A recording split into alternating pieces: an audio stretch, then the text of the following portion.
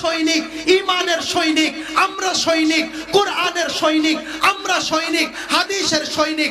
আমরা একতাবদ্ধভাবে আগামীতে দেখতে চাই আমাদের জাতীয় সংসদ কোরআন দিয়ে চলবে, জাতীয় সংসদ হাদিস দিয়ে চলবে, আর মুসলমানগুলো বুকে ঈমানওয়ালা মুসলমান হবে।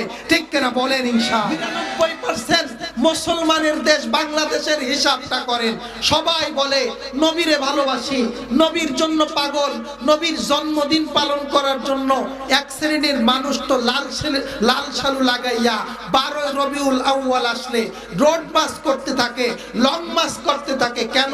তার নবীর ভালোবাসার দাবিদার। হাজারো হাজারো মুসলমান সবাই নবীর ভালোবাসার দাবিদার। ও মুসলমান, এত আশিকে রাসূল যদি বাংলাদেশে থাকে, এই আশিকে রাসূল যদি খাঁটি আশিকে রাসূল হতো, এই আশিকে রাসূল খাঁটি যদি আশিকে রাসূল হতো, বাংলার কোন কুলাঙ্গার, বাংলার কোন নাস্তিক যাই করুক না কেন, আল্লাহর নবীর ইজ্জত নিয়ে সিনেমিনি খেলার মতো কোন সাহস দেখাইতে পারতো না। এক ধরনের নাস্তিক এই দেশের মধ্যে ছিল, এদেরকে সরকার দুধ কলা দিয়ে দিয়ে 16 বছর 18 বছর লালন পালন করছে।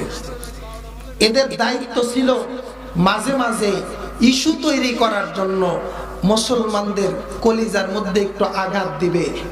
কখনো লতিফ সিদ্দিকের লাগাতো, কখনো তাসলিমা নাসরিনলে লাগাতো, কখনো উমুকরে লাগাতো, তুমুকরে লাগাতো, লাগায় ইস্যু তৈরি করত, মুসলমানদের একটু বাজায় দেখতো ইমানের অবস্থাটা কি।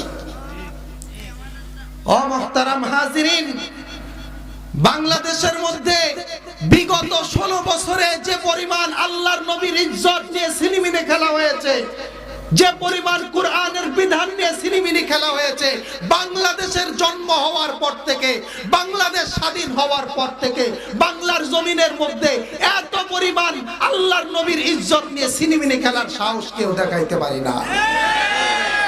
আল্লাহর নবীর ইজ্জত নিয়ে সিনেমিনি খেলছে যারা, আর দুধ কলা দিয়ে পোষছে যারা, আল্লাহ তাদের শাস্তি দিয়ে দিয়েছে। এক লাথি দিয়ে 44 মিনিটের মধ্যে মামুবাড়ি দিল্লির মধ্যে যায় পড়ছে। এখনো পর্যন্ত এত এত নেকির কাজ করছে, আর এত পরিমাণ তাহাজ্জুদ নামাজ পড়ছে, এত পরিমাণ তাহাজ্জুদ নামাজ পড়িছে যে বাইরে বাজার ঘাটে আসার কায়দা নেই, গণদোলাই কার ভয় এখনো আছে। মুহতারাম হাজিরিন, আমি আপনাদের কাছ থেকে একটা অঙ্গীকার নিতে চাই। এখানে আর আসবো কিনা তা আমি জানি না, কিন্তু একটা কথা মুসলমান হিসাবে আমাদের পাক্কা করতে হবে, সামনে জাতীয় সংসদ নির্বাচন হবে।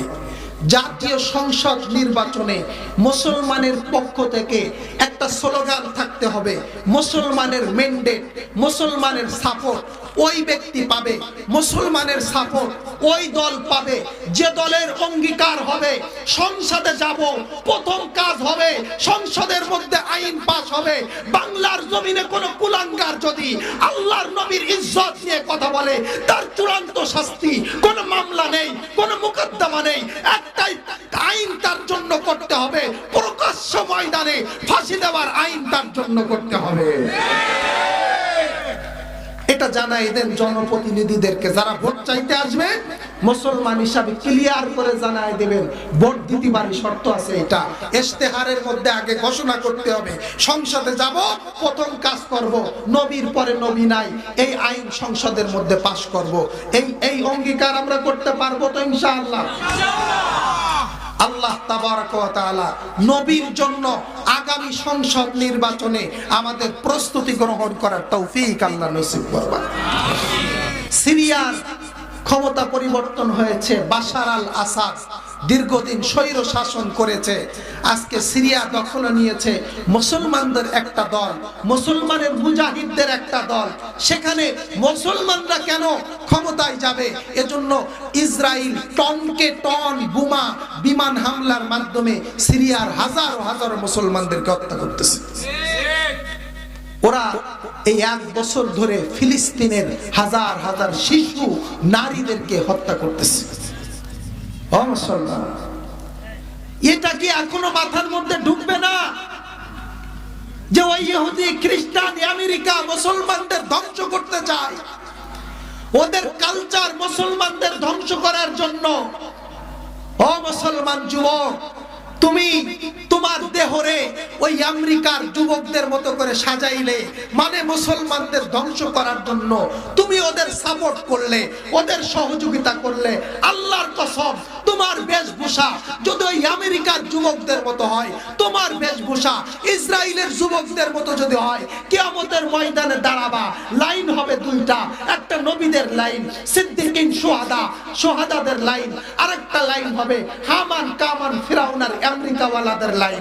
তুমি উঠে দেখবা, তুমি যে লাইনে আসো ওই লাইনের সামনে আছে জো বাইডেন, তুমি উঠে দেখবা যে লাইনে আসো ওই লাইনের সামনে আছে নেতানিয়াহু, তুমি উঠে দেখবা তুমি যে লাইনে আসো ওই লাইনের সামনে আছে ফিরাউন, তুমি উঠে দেখবা ওই লাইনের সামনে আছে হামান কামান নমরুদ।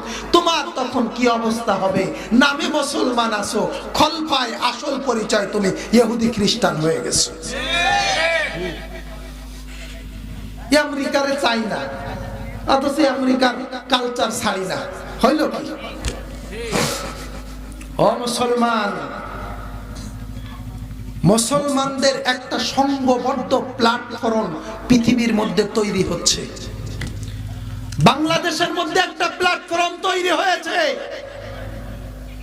বাংলার যুব সমাজ, বাংলার জনগণ এই সুযোগে যদি নিয়াত করতে পারে যে বাংলার জমিনের মধ্যে জাতীয় সংসদের মধ্যে কালিমার পতাকা উড়বে, জাতীয় সংসদ কোরআনের আইন দ্বারা পরিচালিত হবে, তাহলে দেশে ঘুষ থাকবে না, দুর্নীতি থাকবে না, রাস্তার টাকা চেয়ারম্যানে খেতে পারবে না, তিরানের টাকা চেয়ারম্যানে খেতে পারবে না, রিলিফের টাকা কোন চাটুকারী কোন রক্তচক্ষুওয়ালা খেতে পারবে না।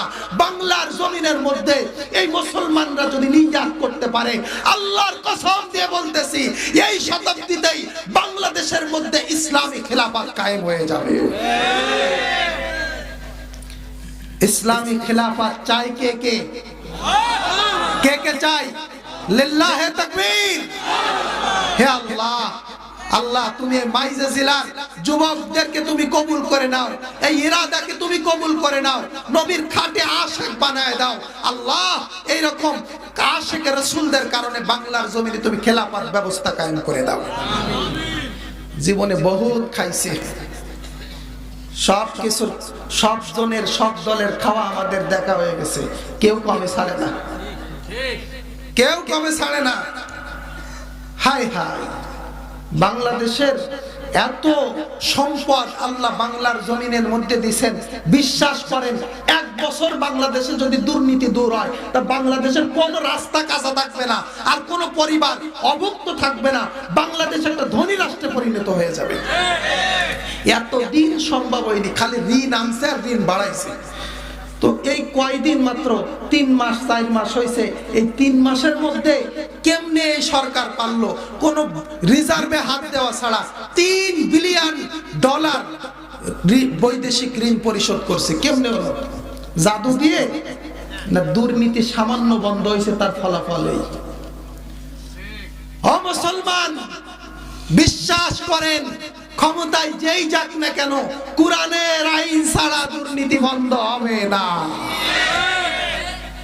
কোরআনের আইন ছাড়া দুর্নীতি বন্ধ হবে না। কই যে আফগানিস্তান এতদিন পর্যন্ত একটা বিশ্বের মধ্যে একটা ফকির রাষ্ট্র ছিল, যাদের ব্যাংকের রিজার্ভের টাকা আমেরিকা এখনো পর্যন্ত আটকায় রাখছে, কিন্তু আমেরিকার মুদ্রার মান এখন পৃথিবীর মধ্যে অন্যতম মুদ্রাতে পরিণত হয়েছে আফগানিস্তানের আফগানি। আফগানিস্তানের এই পরিবর্তন, আফগানিস্তানের এই সুন্দর পরিবর্তন এবং উন্নয়ন কিভাবে সম্ভব হচ্ছে?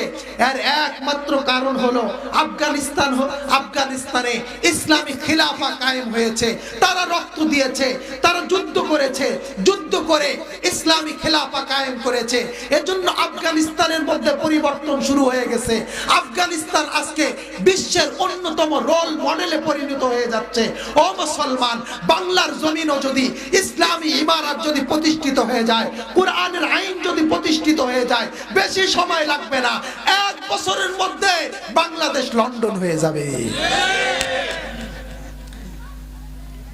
হয়তো খিলাফা নয়তো শাহাদাত, হয়তো খিলাফা নয়তো শাহাদাত।